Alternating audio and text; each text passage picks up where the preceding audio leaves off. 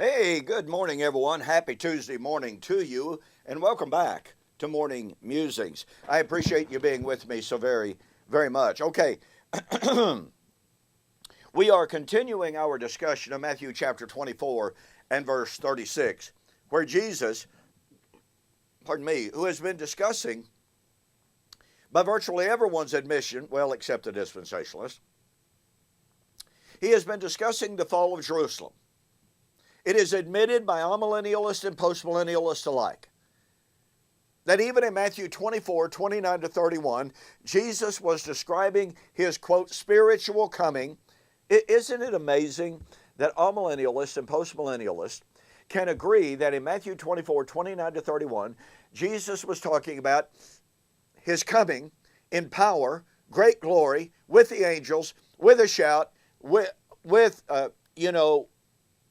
the archangel to gather the elect, and they understand that to be spiritual, non-visible, non-physical, but they turn around in passages that use the identical language and say, oh, well, wait a minute. See, that's talking about a literal, physical, bodily coming of Christ at the so-called end of time. So we have this language to describe Jesus is coming in AD 70, and we have the exact same identical language to talk about his coming at the so-called end of time. Where's the justification for that? Well, point of fact is there is no justification for that. But I digress. So anyway, I've been sharing with you that Jesus said in Matthew 24:36, but of that day and hour knows no man, no, not the angels, not the Son, but the Father only. Well, I've shared with you, and this is so critically important, folks, that this language is a virtual quote from the language of the day of the first century to refer to the Jewish feast day of Rosh Hashanah.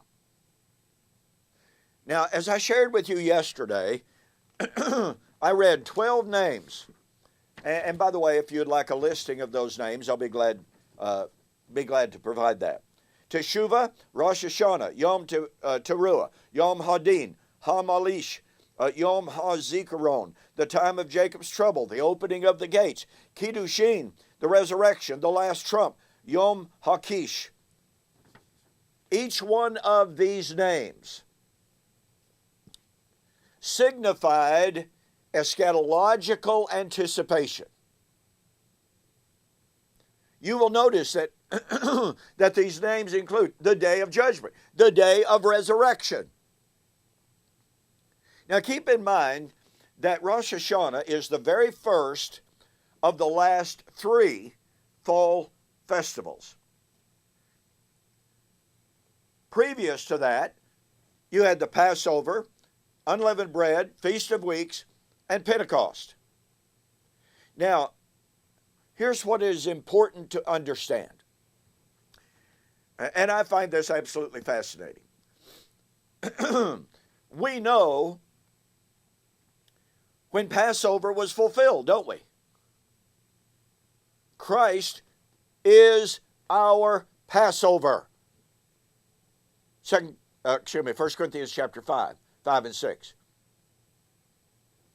Now, Christ was not a literal lamb, was he? But he was offered at the very time at which they were offering the Passover in the temple. And at the very moment, we are told by the Jewish authorities or by scholars, at the very moment the high priest completed the Passover in the temple and cried out, "It is finished," that at that very moment, Jesus cried out, "It is finished," as he hung on the cross. Wow. And to jump forward a little bit, we know when Pentecost was fulfilled, don't we? Pentecost, Feast of First Fruits. And on the day of Pentecost, 3,000 souls, i.e. the first fruits, were added to the first fruit of Christ. Christ is the first of the first fruits. Leviticus chapter 23, you see, points out you have the first fruit of the first fruit, then you have the first fruit. Then you have the harvest. So we know when the first fruit of the first fruit was offered, don't we? Christ rose from the dead. Now I could go into the fact that there's a difference between the first fruit of the first fruit and the first fruit. First fruit of the first fruit was barley. First fruit was wheat. But I won't go into that. No further than that. Just a thought. A thought worth developing. But on that day of Pentecost, the first fruit was fulfilled. The feast of first fruit was fulfilled. And as the gospel went to the Jews first, and they obeyed, they became, as James said, writing to the 12 tribes of Israel, James chapter 1, verse 1 and 2, of his own will begat he us by the word of God, that we should be a kind of first fruits unto him. James 1:18. Revelation chapter 7, Revelation chapter 14, we find what? We have the 144,000 who are the firstborn, they're the first fruits, of those redeemed to God from man. Now, that was in the first century. They are the first fruits. What are they the first fruits of? Well, they're the first fruits of the resurrection. They're the first fruits of the harvest, which is the resurrection. But you know what? I'm real certain that we're not talking about 144,000 people that have been raised from physical death. You know, we're told that Jesus was raised physically, and he was. But we are told that because he was raised physically, we have to be raised physically. Well, wait a minute. He was first fruit of the first fruit. Here are the first fruits. Were they raised physically, bodily? No, they were not. But the point being, we know when Pentecost took place, don't we? It was a spiritual harvest, not a physical harvest of literal wheat. But you see, those first 4 feast days were fulfilled right on time. And that which they typified, that which they foreshadowed, spiritual realities, came into being, was fulfilled. But you see, in the Jewish calendar, you then had from Pentecost, pardon me, from Pentecost until Rosh Hashanah, you had a period of 4 months. You know what that was called in some sources? Now remember, what was Rosh Hashanah called? The Day of Judgment. It was called the Feast of Trumpets. So they blasted the trumpets. Oh, by the way, the last trumpet. Do you see the connections? For the resurrection, the harvest, the judgment. 4 months. Jesus alluded to this in John chapter 4 and verse 35 when he said, "Do you not say within yourselves, there are yet 4 months and then the harvest? But I say unto you, lift up your eyes to the fields, for they are white already to harvest." Now look, folks, there is but one harvest. Matthew chapter 13, the harvest is at the end of the age. And the harvest doesn't last for 2,000 years. The harvest was the harvest, by the way, of the old covenant world being brought to its end.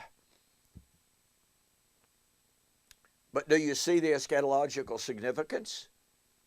That 4-month period of time was the period of time, the time of waiting for the judgment. Now, is it simple irony?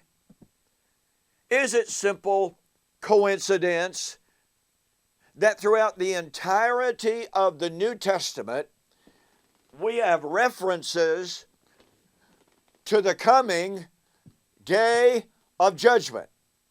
And very often, as they looked back at Pentecost, they did so in reference to the fact that the first fruits had been gathered. You know, like James, they were the first fruits. What were they waiting for? They were waiting for judgment. James chapter 5, 9, and 10. Now, tomorrow, on the flip side, I'm going to go through just some of these passages that refer to, that allude to, and that looked forward to the sounding of the trumpet, the day of judgment, and demonstrate that just as would have been understood with any festal allusion, that the last of the three Jewish feast days were to be fulfilled imminently, not 2,000 years later, as amillennialists, postmillennialists, and dispensationalists all say. No. Jesus' statement that the time of the harvest was upon them proves he is not talking about something 2,000 years away. Now, don't forget, take advantage of this month's 3-volume set, Torah to Telos, volumes 1, 2, and 3. Go to my website, and DonKPreston.com, BibleProphecy.com. Go to the bookstore. You'll find the banner right there to take advantage of that 3-book special. It's a repeat of a special that I offered earlier. Great price, great special, great material. And then be looking forward to the Preterist Pilgrim Weekend book table, in which you're going to get some fantastic prices. Okay? I will see you on the flip side.